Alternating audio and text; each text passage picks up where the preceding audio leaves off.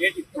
ಅದಕ್ಕೆ ಎಲ್ಲ ಆರೋಪಿಗಳು ಹಾಜರಿದ್ದರು. ಇಬ್ಬರು ಆರೋಪಿಗಳನ್ನ ಹೊರತುಪಡಿಸಿ ಎಲ್ಲ ಆರೋಪಿಗಳು ಹಾಜರಿದ್ದರು. ಕೋರ್ಟ್ ಅವ್ರನ್ನ ವಿಚಾರಣೆ ನಡೆಸಿ ಮತ್ತೆ ಅವರು ಮುಂದಿನ ವಿಚಾರಣೆಗೆ ದಿನಾಂಕ ನಿಗದಿಪಡಿಸಿದ್ದಾರೆ. ಸರ್, ಮಾಫಿ ಆಗ್ತಿದೆ, ಕೆಲವು ಆರೋಪಿಗಳು ಸಹ ಆರೋಪಿಗಳ ಮೇಲೆ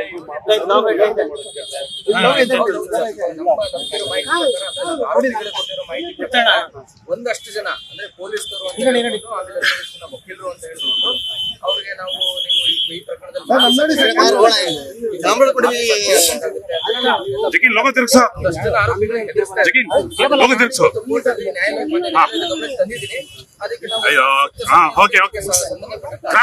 ನ್ಯಾಯಾಲಯಕ್ಕೆ ಸಲ್ಲಿಸಬೇಕು. ನ್ಯಾಯಾಧೀಶರು ಸಹ ಹೇಳಿದ್ದಾರೆ, ನೀವು ಅರ್ಜಿ ಸಲ್ಲಿಸಿ, ನಾನು ಅದ್ರ ಮೇಲೆ ಏನ್ ಆದೇಶ ಮಾಡಬೇಕು ಅದನ್ನ ಮಾಡ್ತೀನಿ ಅಂತ ಹೇಳಿದ್ದಾರೆ ಸರ್.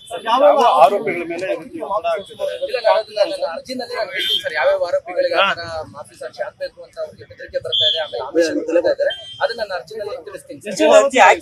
ನಮ್ಮ ಮಾಹಿತಿ ಪ್ರಕಾರ 3 ರಿಂದ 4 ಜನ ಮಾಫಿ ಸಾಕ್ಷಿ ಆಗ್ಬೇಕು ಅಂತ ಹೇಳಿ ಅವ್ರ ಮೇಲೆ ಒತ್ತಡ ತರ್ತಾ ಇದ್ದಾರೆ. ದರ್ಶನ್ ಅವ್ರ ವಿರುದ್ಧ ಮಾಫಿ ಸಾಕ್ಷಿ ಆಗ್ಬೇಕು ಅಂತ ಹೇಳಿ ಅವ್ರ ಮೇಲೆ ಒತ್ತಡ ತರ್ತಾ ಇದ್ದಾರೆ.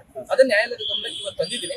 ಅದನ್ನ ನಾನು ಮುಂದಿನ ದಿನದಲ್ಲಿ ನಾವು ನ್ಯಾಯಾಲಯಕ್ಕೆ ಅರ್ಜಿ ಸಲ್ಲಿಸ್ತೀವಿ.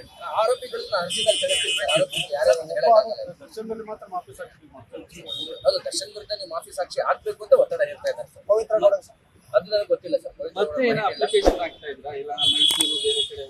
ಇಲ್ಲ ಸರ್, ಎಲ್ಲೋ ಅರ್ಜಿ ಆಗ್ತಾ ಇದೆ. Thank you. ಅಷ್ಟೇ ಡೆವಲಪ್ಮೆಂಟ್ಸ್.